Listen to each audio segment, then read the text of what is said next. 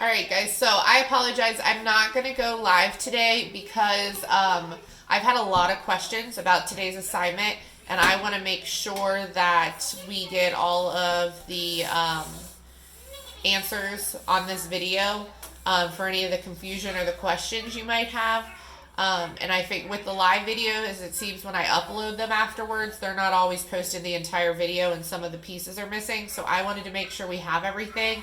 And then that way also, I can videotape my computer. This is my phone right now that I'm videotaping on. So let me show you. So today's assignment, the first slide here is just directions, but the second slide here is really just information. And then you might need this slide here to answer some of the other questions. So the background here is pretty much this girl is painting a mural, and this is essentially her blueprint. This is the design that she's going to be painting, and this is just kind of her sample or her model for what she's doing. So a couple important things here. Make sure you realize there are points labeled where the corners are. So we've got W, X, Y, and Z all labeled here. And then the other thing is that each individual block, so each individual square is 1 foot by 1 foot, which means our perimeter is going to be with the unit's feet and our area is going to be with the unit's square feet. So the first question, which I've already had a few questions about, refers back to that original drawing. So they want to know what the coordinates are for the points W and point X. So if we go back here, here's W and here's X. So what we're really doing then is just counting over. So if I count over these little blocks for W for my first number, we get 15 here, and then I count up, which is 15. So that means in here, what you can do is type in 15 and then 15 here as your ordered pair for W. If we go back again, point X then, if I count over, is going to be negative 15 because I'm going to the left, and then positive 15. So if I come here, I type in negative 15 and 15 here, and then those are my ordered pairs. What you're also going to notice is that I have added some hints in here to help you, that'll help you along the way. So going back to this, what do they have in common? If point W is 15, 15 and point X is negative 15, 15, what do they have in common? So what they're really asking is if the X or the Y value is in common. And they both have a 15 as that second number. So what they have in common is the Y, because remember, ordered pairs go X and then Y, okay? So then what they want to know is what is the length of the side XW. So if we go back here, what they really want to know is the length of this. Now, I put in there and as my hint that you can subtract what they don't have in common. So what they don't have in common is that first number. So if I do 15 minus negative 15, and please use your calculator for that, 15 minus negative 15 is really 30. So the distance between these is 30. Now, the other choice is to just count. So we can count here.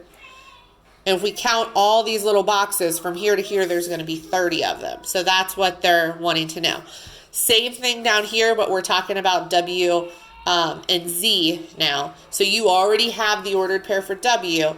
You will just have to figure out what the ordered pair is for Z.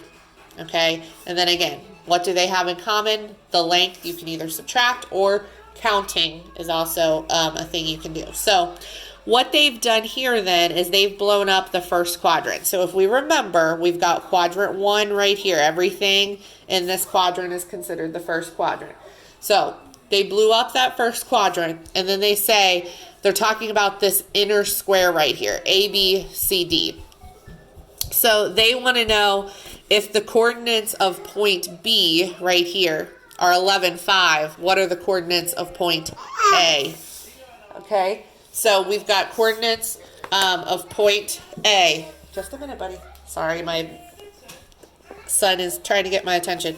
So we've got the coordinates here of point B are 11, 5. Point A is above that. So we'll just look at the coordinates there. And if we do that, what you should get for those coordinates is going to be 11. And then if this is 5, 6, 7, 8, 9, 10, 11. So it's 11, 11. And again, they want to know the length of AB, so you can just count or you can subtract those, and you should get that the order or the length is 6. Okay? So it says, explain how to find the length of a vertical line segment using the coordinates or endpoints. So like I said, you can subtract or you can count, and that's pretty much all you have to say. Okay? And it's going to be something similar with the horizontal. Subtract the numbers they don't have in common of the 2 points, or just count the blocks between the two. Okay? And then the last slide here, I have had a couple questions about this because it talks about parallelogram ADPR, which since we kind of chop and pick out pieces of the thing, what they're talking about, they don't label it, but ADPR. So I've got AD and then P and R are going to be up here. So what you're going to have to do to find the base is find the length of AD, which you can count, and then the height is, remember, the straight up distance. So I'm going to kind of hold it in here. If the straight up distance between the two parallel sides, so I'm going to count just a straight line up here, which should be 4 between there. So the height there is going to be 4. So if I get the length by counting, I get the height by counting, then the area, which is this question here, is just multiplying them together. Okay?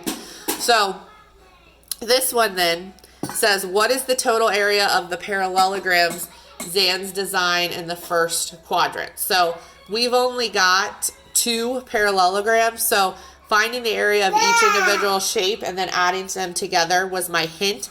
But really, I've just got these 2 parallelograms. Technically, the square is also a parallelogram, but I think they're just talking about these 2 shapes right here. So once I get the area of this one, all I have to do then is double it, and I'll have the area of both of those parallelograms. So that's pretty much the assignment for today. So if you're watching this, you just got a lot of help, and you got some answers. So feel free, if you still have questions, to reach out to me via email. But enjoy the rest of your day. We keep talking about in our house how it's April Fool's, and I wish this was all an April Fool's joke. Still miss you guys, and still wish we were back in class. I will see you tomorrow, either on YouTube, or I will post a video like this, depending on if I think you guys need more help with tomorrow's assignment. But have a great day.